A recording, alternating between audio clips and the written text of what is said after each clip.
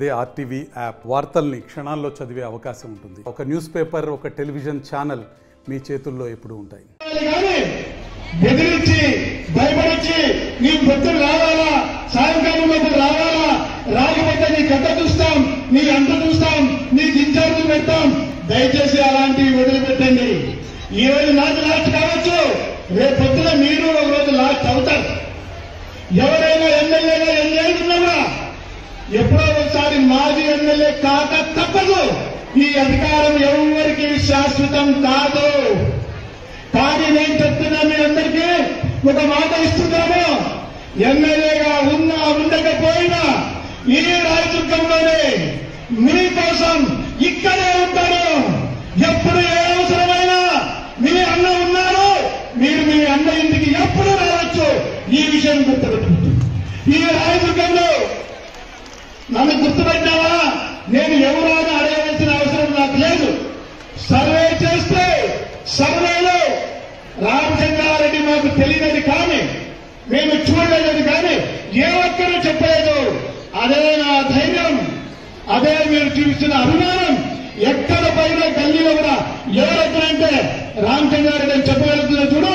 ప్రతి ఒక్కరూ గుర్తుపడే స్థాయికి ఇన్ని సంవత్సరాలుగా మీ జట్టులో ఉన్నారు కాబట్టి మీ అన్నగా, మీ తమ్ముడుగా, మీ కొడుకుగా ఏ రోజు కూడా నేను ఈ రాజకీయంలో ఉంటాను. ఏమీ కష్టం ఉన్నా కూడా నాకు చేతులైన సహాయం చేస్తాను అని మీ అందరికీ కూడా మాట ఇస్తా ఉన్నా. ఉద్దేశించి నేను మాట్లాడే చివరి మీటింగ్. ఇంతకాలం ప్రతి మీటింగ్ లో కూడా చాలా సార్లు మీతో కలిసినా, మీతో మాట్లాడినా, నాకు తెలిసి ఈ రాయదుర్గంలో 90% ఇంటికి వచ్చిన మీ అందరి ఇంటికి కూడా ఏదో సందర్భంగా ప్రతి ఇంటికి నేను రావడం జరిగింది. ఈ రాయదుర్గం చరిత్రలో ప్రతి ఇంటికి వచ్చిన ఎమ్మెల్యే ఒక్క రామచంద్రారెడ్డి తప్ప ఇంకా ఎవరికి కూడా సాధ్యం కాలేదు. చాలా మంది ఇళ్లలో పుట్టినరోజు జరుపుకున్నా వచ్చినా, నామకరణాలు జరుపుకున్నా వచ్చినా, ఎండికి తిరిగే కార్యక్రమానికి వచ్చినా, అమ్మాయిని కూర్చోబెట్టే వచ్చినా, శ్రీమంతాలంటే వచ్చినా, పెళ్లికైతే కూడా వచ్చినా, నేను చాలా మంది చనిపోయినా వచ్చినా, ఈ భుజం పైన కొన్ని వేల మందిని మోసినా నేను దినాలు కూడా వచ్చినా, ప్రతి కష్టంలో ప్రతి సుఖంలో నేనున్నా. రాయదుర్గానికి ఎంత చేయాలో అంత చేసినా కూడా జగనన్న ఇస్తేనే చేసేవారు అన్నారు. ఊరుకున్న వాడిని అనవసరంగా ఆ మాట మాట్లాడి నేను చెప్పినా తప్ప రైతో మీరే చెప్పండి.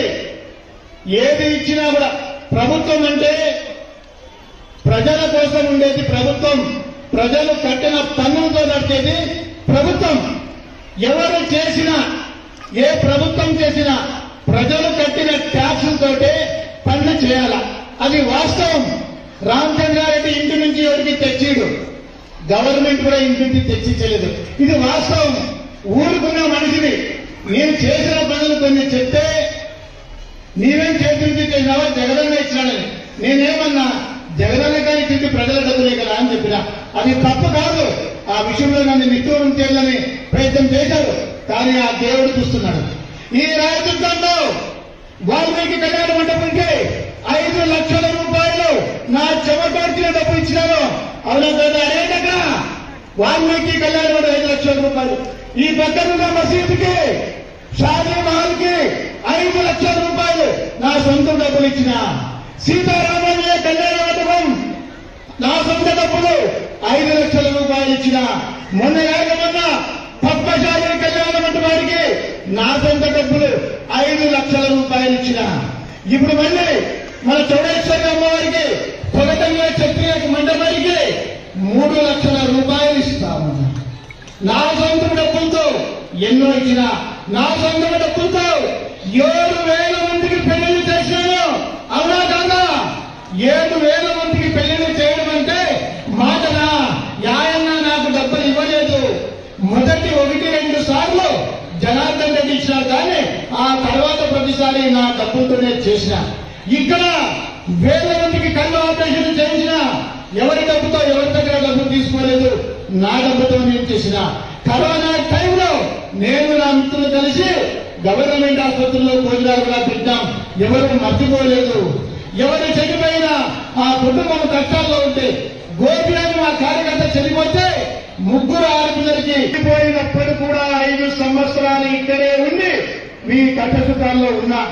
కరోనా టైంలో ఎన్నో కష్టాలు పడ్డాము, ఎంతమందిని పోగొట్టుకున్నాము, ఎవరు తిరిగి చూడలే. కానీ కరోనా టైంలో మొత్తం ఇక్కడ ఉండింది నేను, నా భార్య ఇక్కడే ఉండి ప్రజలందరికీ సేవ చేసుకుంటూ భయపడకుండా ఉన్నాం. నాకు కరోనా వచ్చింది, నా భార్యకు కరోనా వచ్చింది, నా కొడుకు కోడలు కూడా కరోనా వచ్చింది, అయినా